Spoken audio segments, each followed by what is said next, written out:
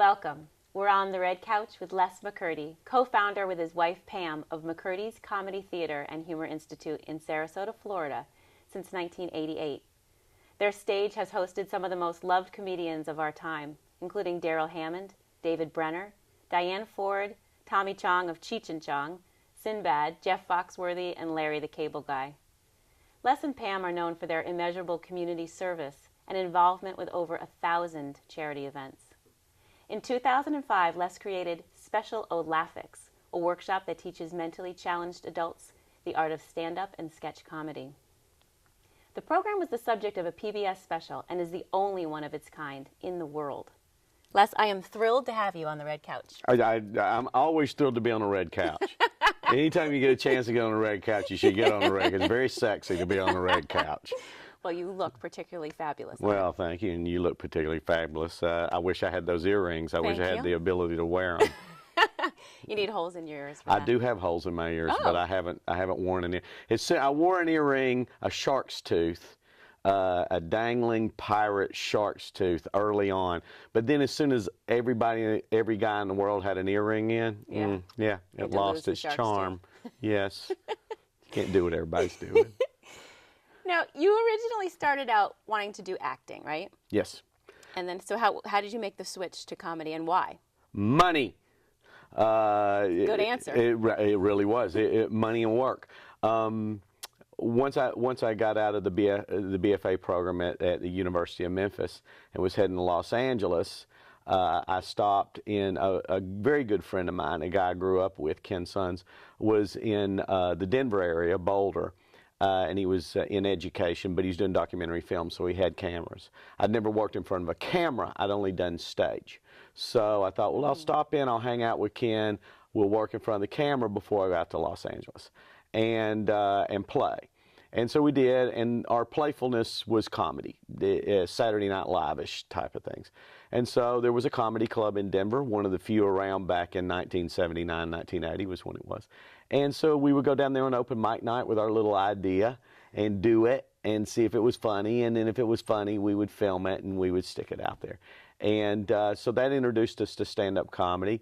And from in the around late 70s, up till about 1980, there weren't many comedy clubs in the country. It wasn't something when I was in college as a theater major, as a performance artist, it wasn't something that was available to you, that you really thought of.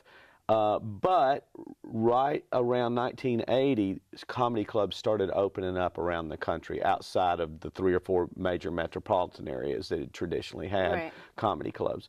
And you went, probably in 1979 and 80, you might have had 24 comedy clubs in the United States. By 1985, you had about 300 comedy clubs in the United States. So I was in on the beginning of a fad, the beginning of an explosion of a new art form. Not a new art form, but an art form that was really being opened up to everyone. And I felt like I had a knack for it, and there was a lot of work, and a lot more comedy work than there was acting work.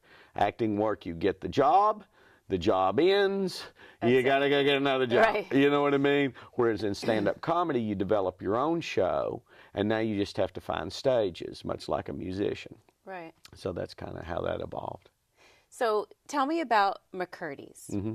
And I know you're in a new location now. Mm-hmm. And tell me about the world of McCurdy's. The world of McCurdy's.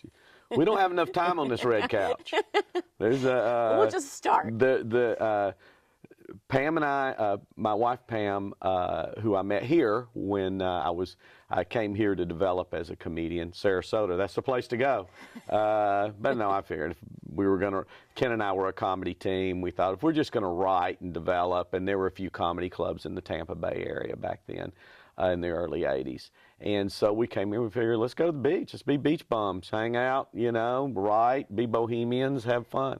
And so we did. And Pam was here getting her master's degree in theater from the Oslo, from the Conservatory, Florida State's master's degree program. And we met here. And, after we got married, we did not want to live in Los Angeles. We just weren't, that didn't appeal to us. but we loved this area. And so we thought, let's go down there. Sarasota's traditionally had a comedy club down there since 1980, but the one that was here at the time was not well run. It just kind of fallen apart. Yeah. So we knew that. So we came down here. We found a banquet room in the back of a Holiday Inn that cut a deal with us, and very low budget. We didn't have any money. And she was waiting tables, and I was on the road half the year and that sort of thing. And we had this little side weekend comedy room. We did it for 10 years. We made enough money and saved money to buy a little house, and then the opportunity arose to move into our own place. We found, we had a short stint out on Clark Road in a little tiny 90-seat lounge while we were looking for something else. And we found the old Teatro movie theater, which was one of the first movie theaters in Sarasota, or I was thinking it was built in like 1960 or something. And it had sat abandoned for 12 years on the North Trail. It was very unappealing strip, in the back of a very unappealing strip mall in not a desirable area of town unless you need some crack or a hooker. And then it's very desirable. So we were able to put that together, and that lasted 14 years. Wow. And did very well, and we had all these major stars that we were able to bring in because I had relationships with a lot of them. And then, you know, that kind of ran its course.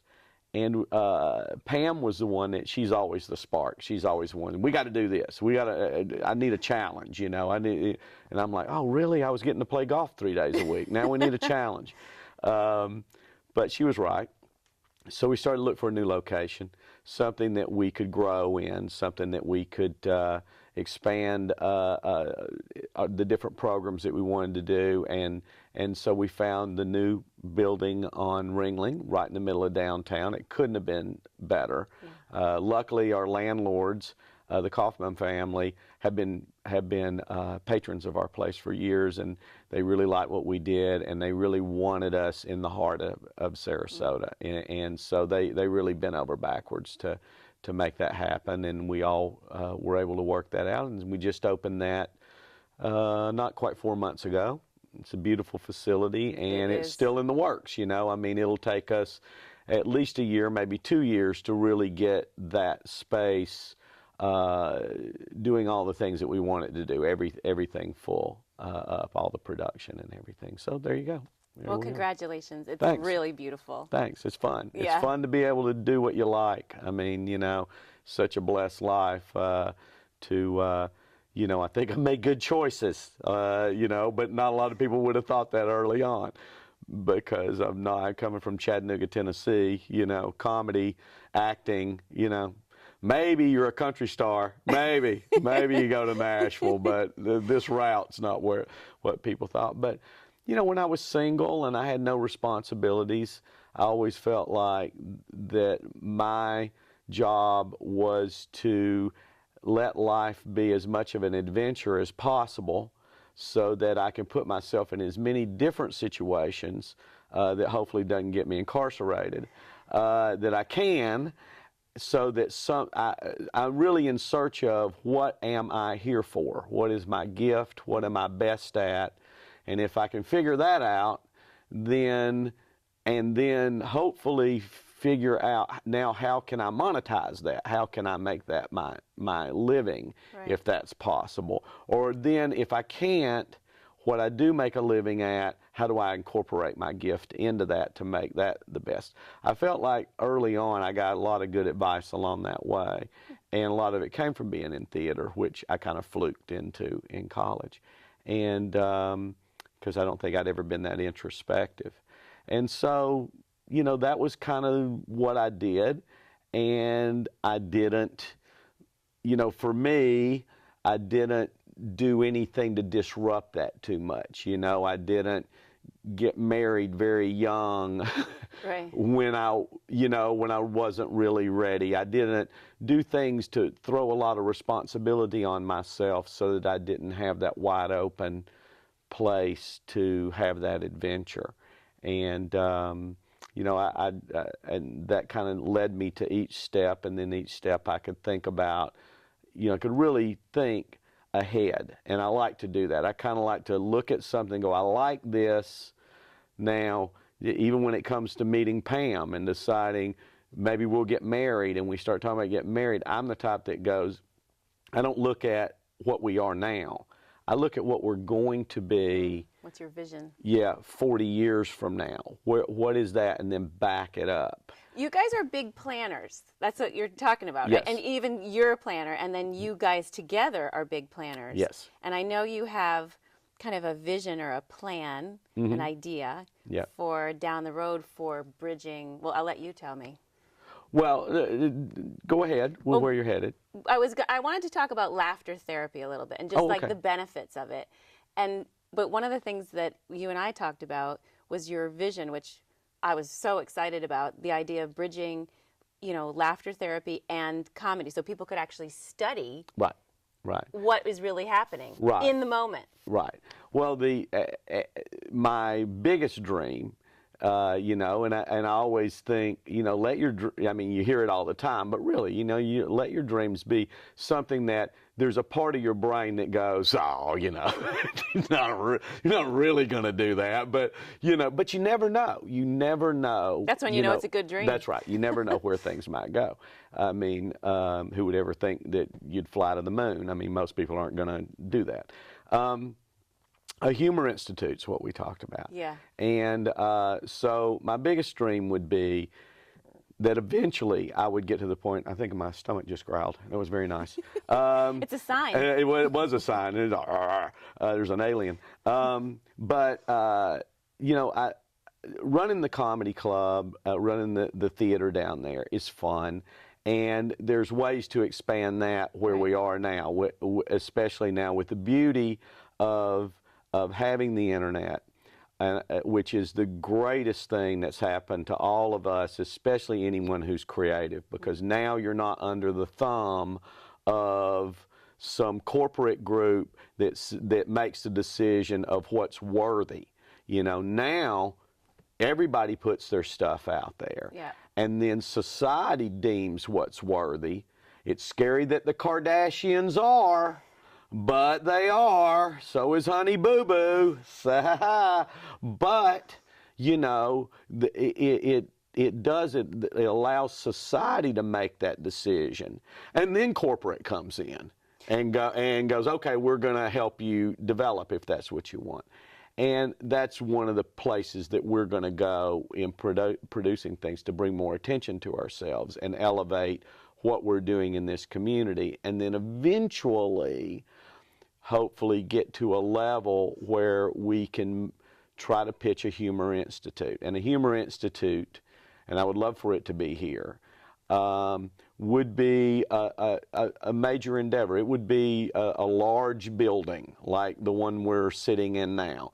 Yeah. It would be a place where the artists, where there is part of it is dedicated to the art form, to the imagination, to the creativity, all wrapped around stand-up comedy as really the foundation of it.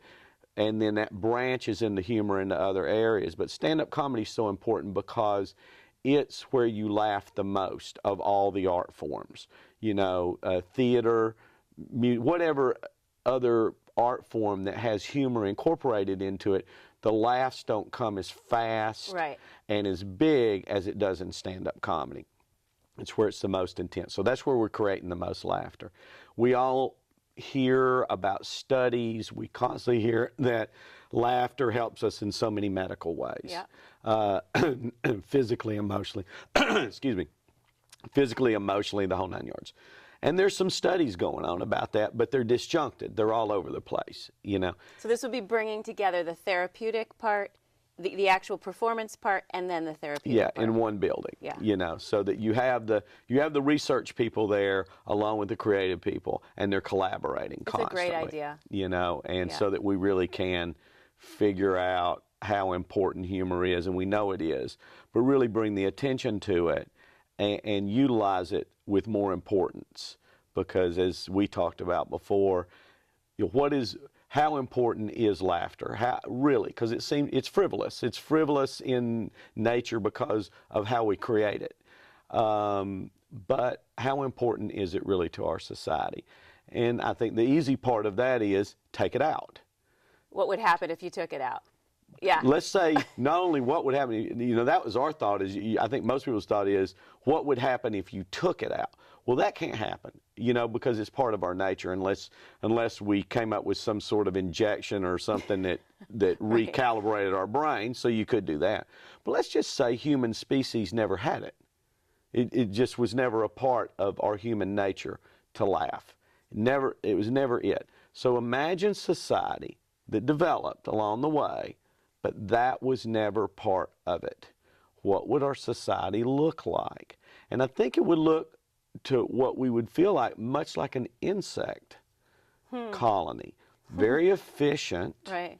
Very efficient, doing the things that it needs to do to survive. But I don't know where the joy part of it comes in. And that's, to us, that's the most, we would all think, well, why? Why would you even want to exist if you don't get to experience that part of it? And if you get me off on the whole thing, I believe that's the whole spiritual end of it. Yeah. I believe that's where the spirit part of it comes in that you can't explain. And I think the coolest thing about that whole idea, well, there's so many great levels of that whole idea. It's brilliant. I hope it comes to fruition. It'd be fun. It'd be neat. Really amazing. And on the therapeutic end, I know you've said that like cancer patients come every week as part of their therapy. We have had that happen. Mm-hmm. What about just anyone? How can you take humor and bring it into a stressful situation, a difficult situation? How does that? Well, I think that you have to. I think that what you have to do is you have to get up every day with that being your core foundation of how you're going to approach the day, and this is where I told you before that if we had a microphone in the green room with all these comedians talking, what a neat, because comics, believe it or not that we don't joke around in the green room some, but it's really not a lot of jokey talk, it's not as much that. Right. There is some fun and laughter in there, but we get very serious in there too. And so, I think that comics get up serious in nature. We all do. Things happen every single day Right. that are stressful, Right. that you can't prepare for in some cases. Things that are so absurd come to you that make you very frustrated and sometimes angry, and rightfully so in some cases. And the fact that you kind of get up every day with a foundation of a core inside yourself that goes, whenever I find myself going in that direction, how do I take that deep breath and take that moment and lighten it up? Yeah. Lighten it up. Maybe I'm not even worried about lightening it up for everyone around me. Maybe I'm just trying to do it for me. Yeah. And maybe if I do it for me, it does lighten up everything around me. It's very contagious. It is contagious. It is contagious. And, and sometimes and sometimes, and I think lots of times with even with professional comedians that know how to do it and are comfortable with it, it can come across as inappropriate. Yeah. Within a certain situation. That doesn't mean that, say that a situation has, it is a serious talk, and there is issues that are being brought up, or there are issues being brought up that are, so serious in nature. Well, I hate to use the same word over and over again, but my vocabulary is not. But I get it. they're so serious in nature that to be flippant with it, Right. People around you go, oh, great, But it really, if you're not able to do that, I don't think you're looking at all sides of it correctly. And I think it's interesting, they've done studies, I don't know what the exact number is, I've read that like children laugh like over 300 times a day. Right. Whereas adults probably less than 20 or That's less right. than 40 or something. Right. And so it would be great to be able to recapture that kind of joyfulness, lightness. Like you said, some situations So maybe. why is it? Why do children laugh all the time? So easily laugh for what we would particularly look at as adults, no reason at all. Yeah. I mean, or for the silliest reason. Why? Why? You know, well, there's nothing that tells them not to. There's nothing there. There's no stress there. They haven't been preconditioned to go, oh, in this situation. Right. You know, Right. And then the other thing is, of course, and I deal with this so often, teenagers are very hard, or maybe one of the hardest groups to work with, to get them on stage, to get them in front of groups, to be funny, because you're probably the most hyper aware of your image, Right. what you look like to other people, you know, That's a good point. and it's, you know, it's part of the, I mean, it's part of the nature of the human being. As soon as you get to be a teenager, then you're mating. It's what it is, you know. And you're worried that someone you want a good mate, and this I'm... might, you know, and I can't look bad because that means my mate level might drop down, you know. So, you know, we get worried so much about our image and that sort of thing, rather than, I think, and this is from my own experience with people, I think anytime you get around someone who understands decorum, they understand, they're not just bleh, you know, they're not just, there are those people that are just bleh, Right. you know, and they like, and they come across as, I don't care. I don't care what you think. I don't care where we are. I'll express myself however the hell I want to express myself. Well, that's very selfish and very self-serving. But on the other hand, if you have that type of person that's just very comfortable with themselves, and they're fun, and they just allow themselves to always be fun and light in that situation, and in that case, they might not be exactly appropriate all the time. They might break boundaries that, you know, anybody else in that room wouldn't. Right. And those types of things. And it might be the way they dress, the way their appearance, or whatever. But don't we love those people? Yes. I mean, don't we love the you know? It's like permission then for the rest of us.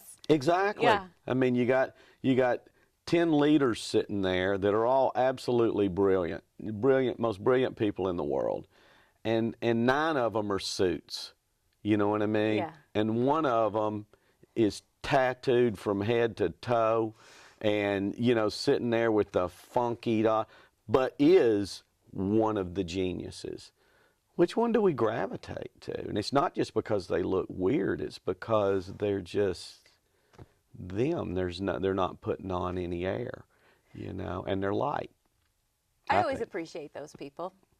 And I really appreciate how, I mean, I think people that are incredibly good make it look easy. Like the people up on your stage, they make it look easy. They make it look like there's no preparation involved, but really there's an incredible amount of skill and preparation, correct? Oh, of course, of course. I mean, stand-up comedy, what we do is no different than any other discipline. It's a discipline. Right. And it takes hours and hours and months and years. And I mean, the average person that gets into stand-up comedy from the time they walk up on an open mic night for the very first time to give it a shot and sticks with it, by the time they develop what we call a headline set, and that's where you can close a show. You're the last one up. That means usually there's acts before you, and you've been those acts, and you have that level where you have to make it look like it's just la la la, and no matter what audience is out there, no matter what, you pretty much have to have the ability to win them over, at least 85-90% of the time. How long does that take to get there? Average, I would say 6-7 years is actually pretty quick. Wow. Pretty quick. You know, 10 10 years, 8 to 10 years is pretty much like by the time you get to the point where you're developed and you're pretty confident, and then you're actually getting work and you're actually making a living at it, it's usually almost 10 years. Wow.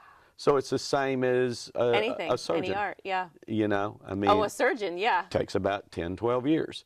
You know, so and that's our whole job, is to make it look easy. I mean, professional athletes do it. Right. Professionally, if you're a great professional, it does look like it's just la la la, no big deal. You know. What have been some of the highlights? I mean, you've been doing this for almost 30 years. Mm-hmm. What have been some of the highlights of your experience? Well, you know, working with certain comedians. I mean, like who? You know, well. David Brenner, Alan King. Of course, I'm going to my generation, you know, and so I'm mentioning names that if you're, you know, if you're under 40, you don't know these names. Definitely if you're under 30, 35 years old. I'm over 40. But you know, Alan King and David Brenner and Tommy Chong, as an example, those three specifically, were, when I was in middle school and even, you know, towards the end of grammar school, these guys were big stars already. Right. You know, big, major stars.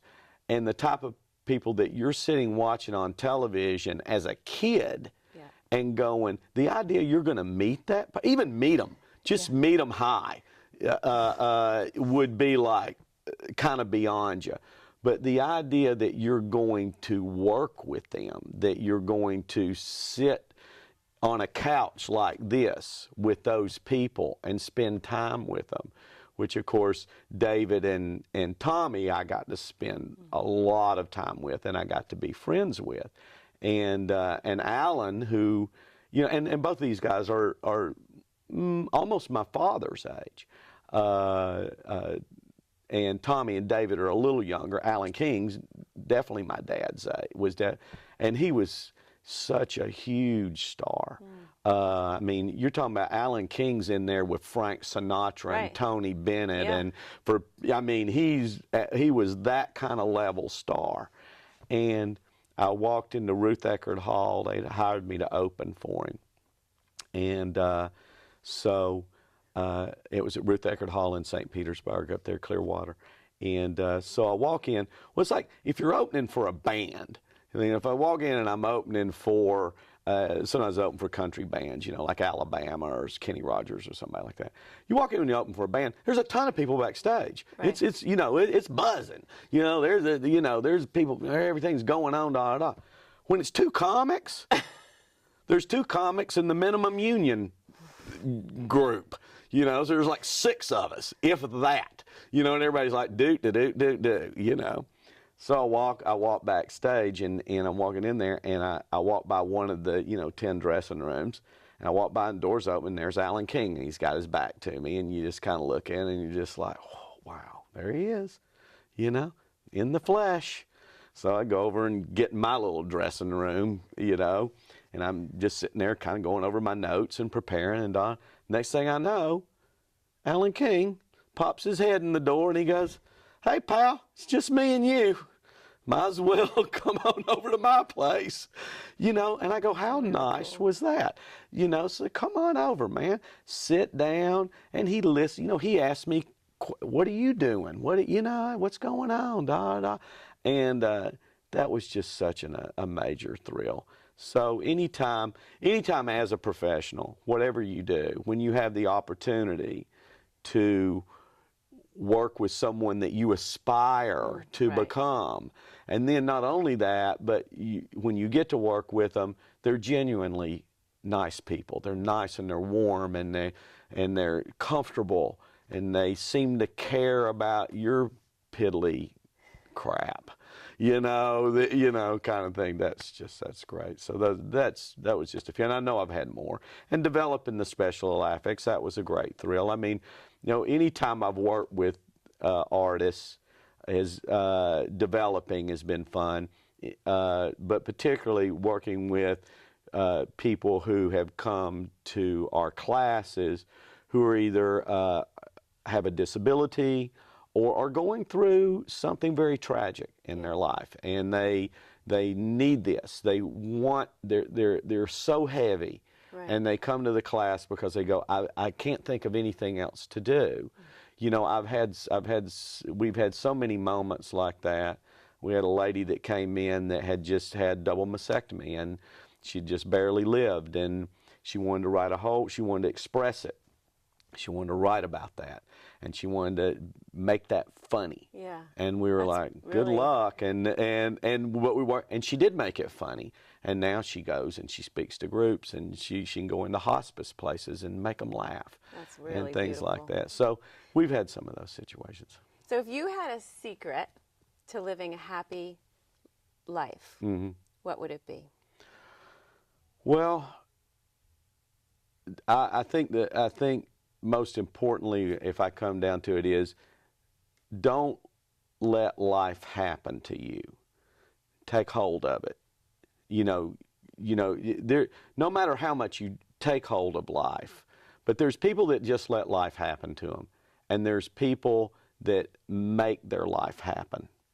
And when you just let life happen to you, that can throw you into some really stressful situations that are hard to climb out of. And when you're young, you can do it somewhat more. But what you don't realize when you're young is that youth is going to go away faster than you think it is. And all of a sudden, you're 50 and you've just let life happen to you. And sometimes that can become very tragic and depressing. But if you're taking hold of your life and still you're not going to be able to control it, you're still riding a wild horse. Right.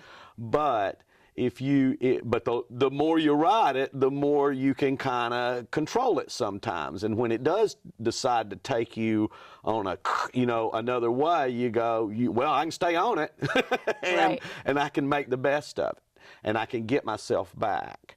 And so take control of your life. I mean, that's the big thing, and then I think you got to, and then all the other things, be nice, be happy, have fun, think things through. Don't just dive off just like your parents told you all your life. Don't just go dive in the water. See how deep it is first. Just go running out there. That could be a problem. So that's it. Well, I really appreciate what you're doing in the community and in the world at large, and I wish you so much success in your new place.